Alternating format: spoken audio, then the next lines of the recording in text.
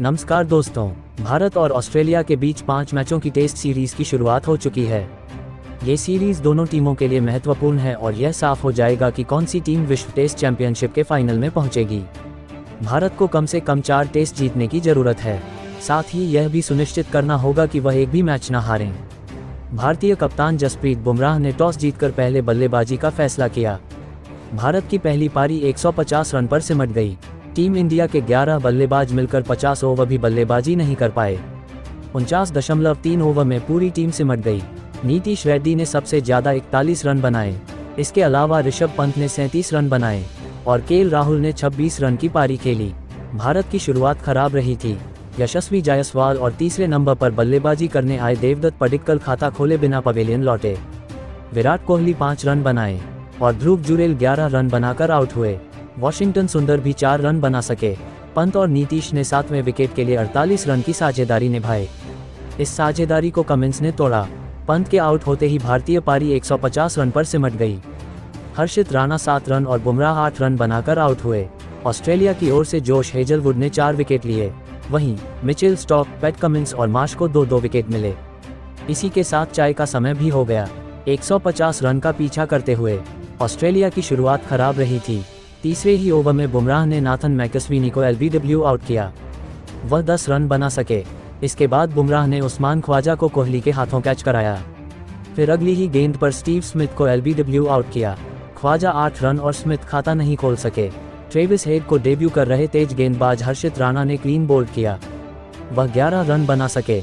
वहीं Mitchell Marsh 6 run बनाकर मोहम्मद सिराज का शिकार बने। सिराज ने इसके बाद लाबुशेन को एलबीडब्ल्यू किया। वह 52 गेंद में 2 रन बना सके। ऑस्ट्रेलियाई कप्तान पैट कमिंस को भारतीय कप्तान बुमराह ने पंत के हाथों कैच कराया। वह 3 रन बना सके।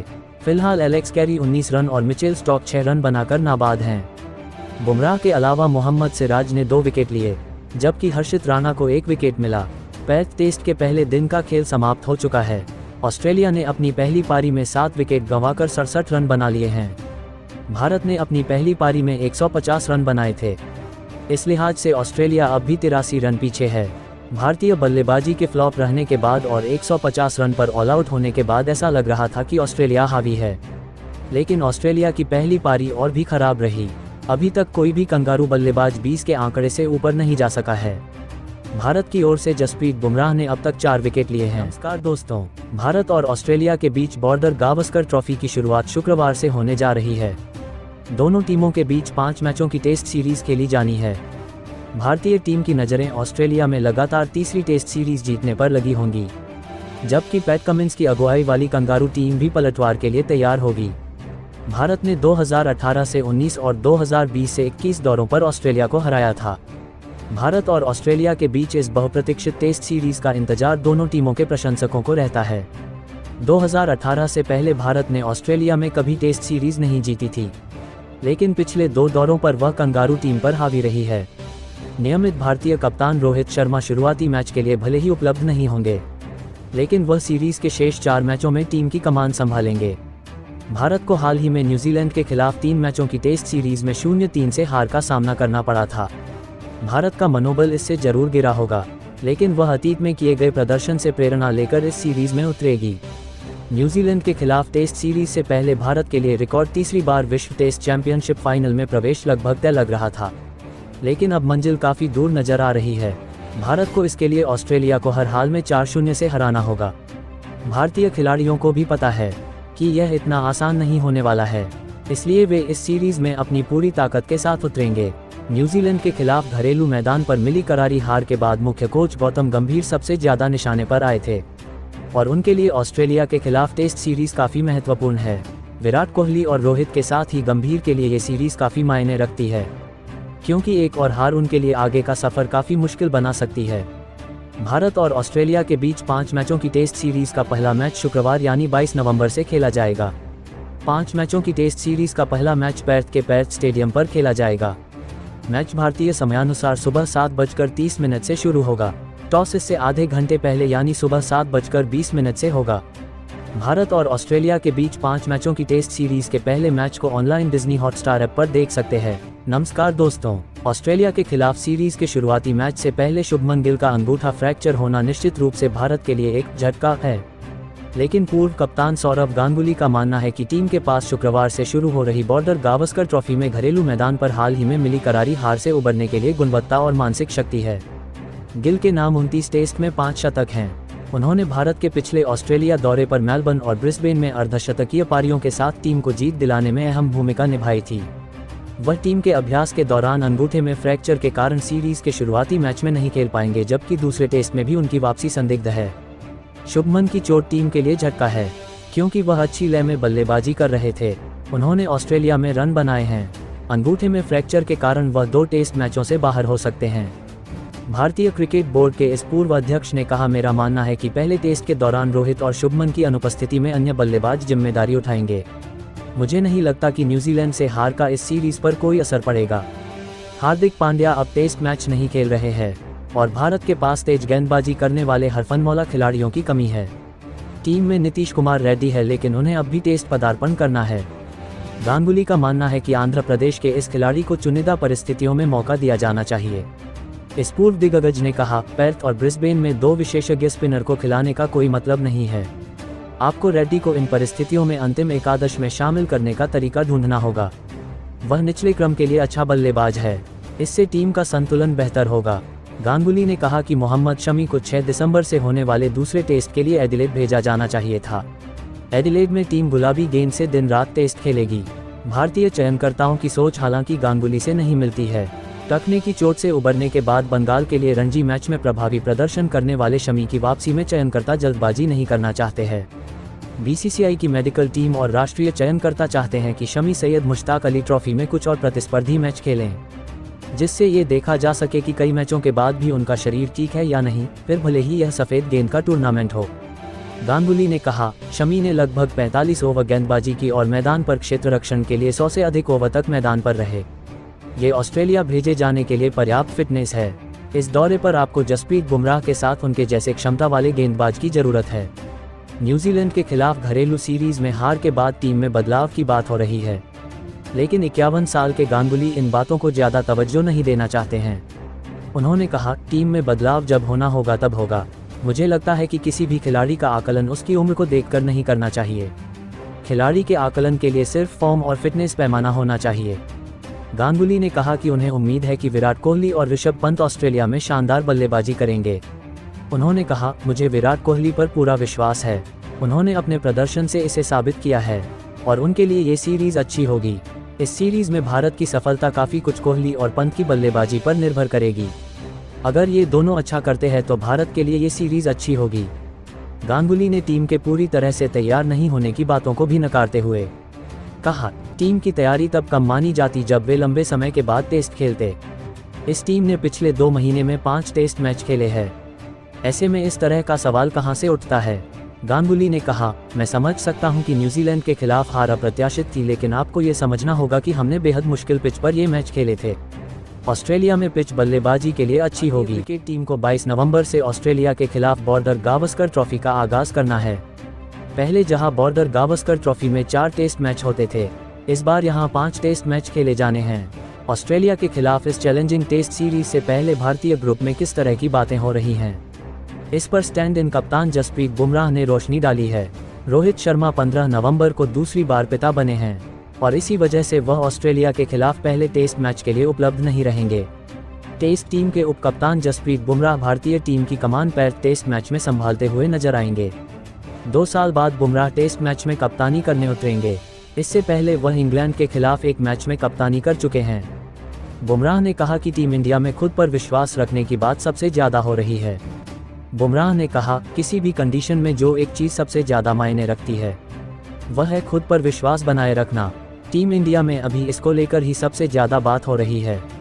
जब आप खुद पर फोकस करते हैं और अपनी तैयारियों पर फोकस करते हैं तो इससे आप शानदार स्थिति में पहुंच जाते हैं और फिर बाकी सभी चीज़ों का इतना फ़र्क नहीं पड़ता है।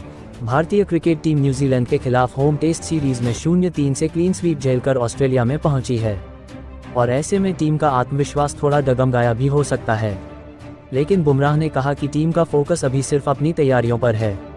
ऑस्ट्रेलिया के खिलाफ टेस्ट सीरीज के लिए भारतीय खिलाड़ी करीब 2 सप्ताह पहले ही पर्थ पहुंच गए। पर्थ स्टेडियम पर ही सीरीज का पहला टेस्ट मैच 22 नवंबर से खेला जाना है।